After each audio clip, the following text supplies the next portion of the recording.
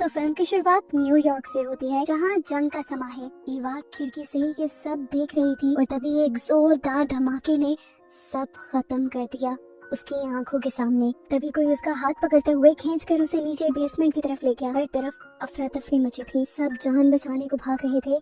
ईवा का हाथ पकड़ने वाला इंसान उसे खींचकर एक बंकर में ले गया। यहाँ एक आदमी ने इनके आने के बाद ये बंकर बंद कर दिया और फिर उसे टेप से सील भी कर दिया ताकि बाहर से आने वाली रेडिएशंस उनको नुकसान न पहुंचाए। बाहर से लगातार लोगों की चीखने पुकारने की आवाजें आ रही थी। ये बंकर माइकी का था और माइकी ने ही बनाया था, जिसे पहले ही ऐसी किसी आफत का अंदाजा था। वो यहाँ मौजूद 6 लोगों को बताता है कि अगर किसी ने यहाँ से बाहर जाने की कोशिश की तो वो जलकर राख हो जाएगा, क्योंकि बाहर इस बड़े ब्लास्ट की वजह से टेम्परेचर बहुत ज्यादा हो गया था। रेडिएशंस ने अगर उनकी बॉडी पर असर कर दिया तो ये लोग हैंडीकैप भी हो सकते हैं और पागल भी। अभी वो यही बात कर ही रहा था कि एक और बहुत बड़ा ब्लास्ट हुआ, जिसकी वाइब्रेशन से इस बेसमेंट की छत भी गिर गई। बाहर का हाल इससे भी ज्यादा बुरा था। कोई नहीं जानता था कि किसको कितने वक्त के लिए यहाँ रहना पड़ेगा। ज्यादा वक्त रुकने का सुनकर एक वेंडी नाम की बच्ची पैनिक हो जाती है और बाहर जाने की जिद पर उतर आती है। तो माइकी उसे धमका देता है।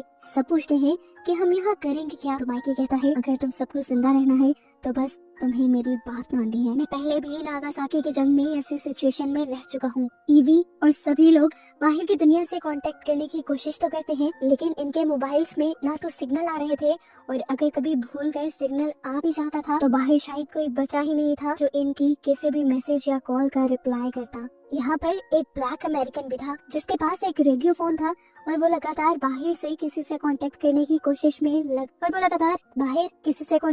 कोशिश में लगा रहता था, लेकिन कभी किसी ने रिप्लाई नहीं किया।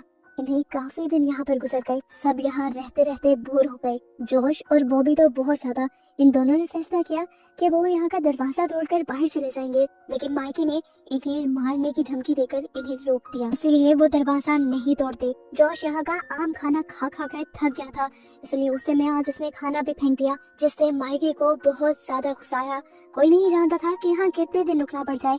अगर खाने की कमी हो गई तो ये लोग अभी इस बहस में ही लगे थे कि अचानक इन्हें अपने बंकर के दरवाजे के बाहर से कुछ आवाजें आना शुरू हो गई। ऐसी आवाजें जैसे कोई इस बंकर को तोड़ रहा हो। सभी खुश हो गए कि आखिर बाहर जाने को मिलेगा। पूरा दरवाजा तोड़कर 5 सोल्जर्स अंदर आए, जिन्होंने प्रोटेक्शन सूट भी पहना हुआ था, क्योंकि बाहर की दुनिया में अब ऐसे निकलना पॉसिबल नहीं रहा था। रेडिएशन से बचने के लिए ये प्रोटेक्शन सूट पहनना जरूरी हो गए थे। वो आते ही यहाँ पर जल्दी से वेंडी को पकड़ लेते हैं और उसकी गर्दन में कुछ इंजेक्ट कर देते हैं, जिसके बाद इन्होंने वेंडी को बैग में रखा और वो उसे यहाँ से ले जाने लगे। हालांकि वेंडी की मॉम अपनी बेटी को बचाने की बहुत कोशिश करती रही, लेकिन उसकी सारी कोशिशें नाकाम हो गईं। 2 सोल्जर्स तो उस बच्ची को यहाँ से ले गए थे और 3 सोल्जर्स यहीं पे थे। उनका इरादा इन सबको मारने का लग रहा था, इसीलिए पहले इन्हीं लोगों ने मिलकर इन तीनों सोल्जर्स को मार दिया। इस टाइम वेंडी की मॉम की हालत भी बहुत ज्यादा खराब थी। वो खुद भी बाहर जाना चाहती थी, इसीलिए वो फौरन उठती है और टेप उतारते हुए ये दरवाजा खोलने की कोशिश करती है, लेकिन सारे उसे रोककर एक कमरे में बंद कर देते हैं, क्योंकि वो जानते हैं कि अगर ये दरवाजा ज्यादा देर तक खुला रह गया तो रेडिएशंस अंदर आ जाएंगी और ये लोग भी जिंदा नहीं बचेंगे। फिर दरवाजे को दोबारा सील करने के बाद ये लोग अंदर आते हैं तो अंदर 3 सोल्जर्स की लाशें थी, जिन्हें देखते हुए माइकी ने कहा, मुझे लगता है कि यूएई ने यूएस के ऊपर हमला किया है और अब वहाँ के लोग यहाँ की सारी पॉपुलेशन को खत्म करना चाहते हैं। इधर जो ब्लैक अमेरिकन था वो एक मरतबा फिर अपने रेडियो फोन से बाहर बचे सर्वाइवर से कांटेक्ट करने की कोशिश करता है, लेकिन माइकी उसे रोक देता है और उसे कहता है, हो सकता है कि तुम्हारे ही इस रेडियो फोन की वजह से दुश्मनों को हमारा पता चला हो और अब भी इसी रेडियो फोन की वजह से हम फंस सकते हैं, तुम उसे बंद कर दो। माइकी के कहने पर वो भी उसे छोड़ देता है। यहाँ अब ईवा वेंडी की मॉम के पास जाती है खाना और पानी लेकर, जो वेंडी की वजह से बहुत ज्यादा परेशान थी। इधर बाहर ये सब लोग मरे हुए सोल्जर्स के ऊपर से प्रोटेक्टिव सूट निकाल लेते हैं। 2 सूट तो डैमेज हो गए थे, लेकिन एक सूट ठीक था, जिन्हें पहनकर ये बाहर की दुनिया में जा सकते थे। ईवा कहती है, बाहर मैं जाऊंगी और अपनी आर्मी वालों को ढूंढकर उनसे मदद लेकर यहाँ आऊंगी, लेकिन ये लोग ईवा के बाहर जाने पे राजी नहीं थे, क्योंकि सूट एक था। इनको लगता है कि ईवा सूट लेकर भाग जाएगी, तो ये लोग डिसाइड करते हैं कि ये सब जोश को बाहर भेजेंगे, क्योंकि उसके एक दोस्त को सोल्जर्स के साथ लड़ाई के दौरान गोली लग गई थी और वो अभी भी यही है। इनको लगता था कि अपने दोस्त को बचाने के लिए वो वापस जरूर आ जाएगा। वो सोल्जर का प्रोटेक्टिव सूट पहनकर सोल्जर की ही गन लेकर बाहर निकलता है और देखता है कि इस बंकर के बाहर हर जगह टनल बना दी गई थी।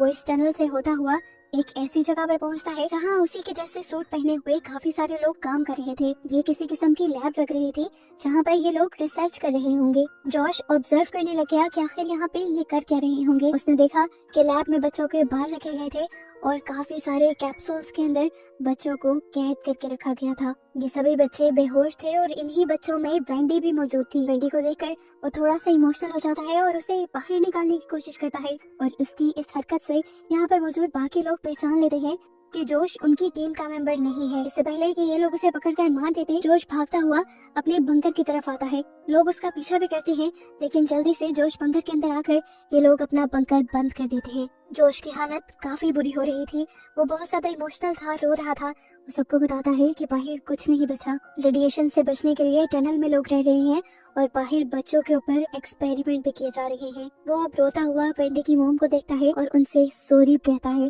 क्योंकि वो वेंडी को लाने में नाकाम रह गया था। अभी वो ये बात ही कर रहा था कि इन्होंने देखा बाहर से इनके बंकर को दरवाजे को कोई वेल्ड कर रहा है, यानी इनके आने जाने की आखिरी उम्मीद भी इन लोगों ने बंद कर दी। माइकी परेशान था, वो नहीं जानता था कि बाहर लोग कौन हैं और इनसे क्या चाहते हैं। खैर कुछ दिन और गुजर जाते हैं। अब जिन सोल्जर्स को इन्होंने मारा था उनकी डेड बॉडीज अभी तक यही बंकर में ही थी, जिस वजह से बंकर पूरी तरह स्मेल से भर गया था। इन्हें अगर यहाँ जिंदा रहना था तो इन बॉडीज को ठिकाने लगाना था। ये लोग बंकर में ही एक गड्ढा करके उसमें डेड बॉडीज को दफन कर देते हैं। लाशों को ठिकाने लगाने के बाद इनकी काफी सारी प्रॉब्लम तो सॉल्व हो गई थी, लेकिन हर गुजरते दिन और हफ्तों के साथ इनके सामने नई प्रॉब्लम आ जाती थी। अब इनके पास इनका खाना खत्म हो गया था, भूखे पेट इन्हें काफी दिन गुजर गए। आखिर ईवा को याद आया कि इस बंकर में एक ऐसा कमरा भी है जिसके अंदर सिर्फ माइकी जाता है, उसके अलावा कोई नहीं जा सकता। ये लोग छुपकर माइकी से एक दिन सारे उसके कमरे में हल्ला बोल देते हैं, क्योंकि इनको लगता था कि माइकी ने जरूर वहाँ खाना छुपा कर रखा होगा। लेकिन इस कमरे में खाने पीने का कुछ नहीं था, बस एक दीवार पे काफी सारी अखबार की कटिंग्स लगी थी, उसकी एक फैमिली फोटो थी और ज्यादातर जंग की खबरें थी। ये लोग हैरान थे कि माइकी को जंगों में कितना इंटरेस्ट था और वो ऐसे अकेला इस बंकर में क्यों रहता था। अभी वो इस कमरे की सर्च कर रहे थे कि यहाँ पर माइकी आ गया और सब पर गुस्सा होने लगा और उसने सबसे पूछा कि आखिर तुम लोग यहाँ कर क्या रहे हो। सबने कहा हम खाने की तलाश में आए हैं। तब माइकी ने जवाब दिया, अगर मेरे पास खाना होता तो मैं तुम लोगों के साथ जरूर बांटता, जैसे पहले बांटता आ रहा हूँ। मैं भी तुम लोगों की तरह ही भूखा हूँ। लेकिन किसी को भी अब माइकी की बातों पे यकीन नहीं था। वो फैसला करते हैं कि आज के बाद वो माइकी के साथ मिलकर इसी कमरे में रहेंगे। यहीं पर हम वेंडी की मोम को जो से काफी क्लोज देखते हैं। असल में उसे अपनी बेटी की जुदाई के गम से उभरने के लिए कोई साथी चाहिए था और जोश इसमें उसकी मदद कर रहा था। ये सब तो ठीक था, लेकिन यहाँ के बाकी लोगों के लिए हर गुजरते दिन के साथ मुश्किलें बढ़ती जा रही थी। खाने की तंगी ने इन्हें बहुत ज्यादा परेशान कर दिया था। तब एक ब्लैक अमेरिकन ने एक प्लान किया। हम देखते हैं कि उसके पास एक गन थी, क्योंकि वो एक सिक्योरिटी ऑफिसर था। वो गन लेकर खामोशी से अकेले में माइकी के कमरे में चला जाता है और उसके ऊपर गन तान देता है, क्योंकि उसने माइकी के कमरे में एक सीक्रेट दरवाजे को नोटिस किया था और उसे लगता था कि इस दरवाजे के पीछे जरूर खाना होगा। शायद वो ठीक भी था। वो जबरदस्ती उससे ये दरवाजा खुलवा रहा था कि तभी माइकी ने होशियारी दिखाई और उसके हाथ से उसी की गन छीनते हुए उसे ही मार डाला। ईवी जो इस ब्लैक अमेरिकन का पीछा कर रही थी, उसने ये सब अपनी आंखों से देखा और शोर मचाकर सबको यहाँ बुला लिया। अब सब लोग ये बात जान चुके थे कि इस सीक्रेट दरवाजे के पीछे खाना है, जिसका कोड जब वो माइकी से पूछते हैं तो माइकी उन्हें नहीं बताता। इसीलिए अब ये लोग माइकी को चेयर से बांध देते हैं और उसे टॉर्चर करना शुरू कर देते हैं। जब माइकी इस टॉर्चर से थक जाता है तो आखिर वो उस दरवाजे का कोड बता ही देता है और देखने को मिलता है कि सच में उसके पीछे बहुत सारा खाना था। इनके पास अब तकरीबन 1 महीने की खाने की सप्लाईज आ गई थी। एक मसला हल हुआ ही था कि दूसरा सामने आ गया। आहे की रेडिएशंस अब अंदर फैलने लगी थी और इनके दिमागों पर असर करने लगी थी। ऐसे में जोश और उसके दोस्त के अंदर बहुत ज्यादा एग्रेशन भर आया। इन लोगों ने सब लोगों को बाहर निकाल कर सप्लाईज वाले कमरे में कब्जा कर लिया और अपनी जरूरतों को पूरा करने के लिए वो वेंडी की मोम को अब्यूज करने लगे। यहाँ पर बस एक ही लड़के की कंडीशन ठीक थी, जोश का भाई जिसे गोली लगी थी, और वो अच्छा भी था। वो ईवा की मदद कर रहा था स्टेबल रहने में। माइकी को आज तक इन्होंने बांध रखा था, जिसने इन सबको शेल्टर दिया था। वो ईवा की मिन्नतें करता है कि प्लीज मुझे खोल दो, मेरा यकीन करो, मैं तुम्हें खाने के बारे में बताने वाला था, पर वो सब उससे पहले ही हो गया। अगर तुम्हें मुझ पर यकीन नहीं तो मैं तुम्हें एक और राज बताता हूँ। सप्लाईज वाले रूम में मेरी एक गन भी है, अगर तुम चाहो तो वो ले सकती हो। उसकी मदद से तुम जोश और उसके दोस्त की मनमानी भी खत्म कर पाओगी और उनकी गुलामी से भी आजादी मिल जाएगी। ईवा को माइकी पर यकीन तो नहीं था, लेकिन वो गन उसे चाहिए थी, इसीलिए वो उस लड़के को अपने साथ मिलाती है जो उसका हाथ पकड़कर उसे बंकर में लेकर आया था। ये दोनों प्लान करते हैं कि वो लड़का सप्लाईज वाले रूम में जाएगा गन लेने के लिए और ईवा पीछे से जोश और उसके दोस्त का ध्यान भटकाएगी। अंदर रूम का सीन दिखाया जाता है जहां जोश और उसके दोस्त पूरी तरह पागल हो चुके हैं। उन्होंने अपने बाल भी काट लिए, यहाँ तक कि उन्होंने वेंडी के मॉम को भी मार डाला है और इसके बाद भी वो उसकी डेड बॉडी को यूज करते हैं। ईवा जब अंदर आई तो वेंडी की मॉम की ये हालत देखकर बुरी तरह डर गई। इससे पहले कि ईवा कुछ करती या यहाँ से चली जाती, वो देखती है कि जोश सप्लाईज वाले रूम की तरफ बढ़ रहा था। उसे जोश का ध्यान भटकाने के लिए उसे अपनी तरफ अट्रैक्ट करना शुरू कर दिया, लेकिन जैसे ही जोश ने अपनी लिमिट्स क्रॉस की तो उसने जोश को दूर कर दिया और इससे जोश को बहुत गुस्सा आया। उसने ईवा के ऊपर हमला किया और उसके साथ जबरदस्ती करने लग गया। इतने में ही हमने देखा कि ईवा के साथी ने गन भी हासिल कर ली थी, जिसे वो लेकर बाहर आ गया। अभी वो गन लेके बाहर निकला ही था कि उसके सामने जोश का दोस्त आ गया, जिसके ऊपर उसने एक गन तान दी। यहाँ जोश जो ईवा के साथ बुरा करने की कोशिश कर रहा था, तभी ही ईवा को उससे जोश के भाई ने ही आके बचा लिया और ऐसे में ही ईवा का दूसरा साथी जोश के दोस्त को गन पॉइंट पे लिए उसके सामने आ गया। बंदूक अभी भी उस लड़के के हाथ में थी। ईवा जोर से चलाई कि जोश को मार दो, लेकिन वो घबरा गया। उसने गोली तो चलाई, लेकिन वो जोश के बजाय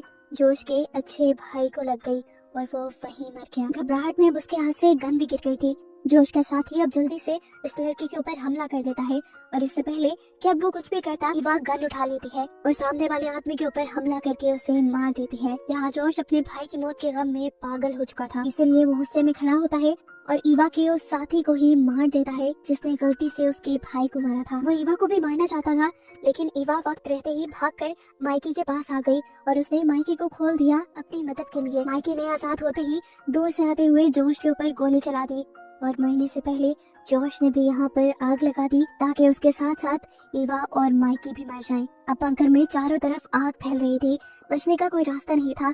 तभी ईवा को याद आया कि एक मर्तबा माइकी ने उसे बताया था कि इस बंकर से बाहर जाने का एक रास्ता है जो सीवरेज से होकर गुजरता है। वो भागकर जाती है और इस बंकर में मौजूद एक प्रोटेक्टिव सूट उठाकर जल्दी से पहन लेती है। माइकी के आने से पहले जिस कमरे से इन्हें भागना था उसका दरवाजा ईवा ने पहले ही बंद कर दिया था। माइकी बाहर से उसे खटखटाता रहा, लेकिन ईवा ने खोला नहीं और इस तरह माइकी समझ गया कि अब उसका आखिरी वक्त आ गया है। वो आखिरी वक्त में अपनी वाइफ और बेटी को याद करता है, जबकि यहाँ ईवा को दिखाया जाता है जो सीवरेज लाइन के जरिए अब बाहर निकलने में कामयाब हो चुकी है। बाहर आते ही उसने एक खौफनाक मंजर देखा, तबाही का। चारों तरफ धुआं ही होता है। इसी के साथ यह मूवी खत्म हो जाती है। अगर आपको यह मूवी का एक्सप्लेनेशन अच्छा लगा हो तो हमारे चैनल को लाइक और सब्सक्राइब कर दें।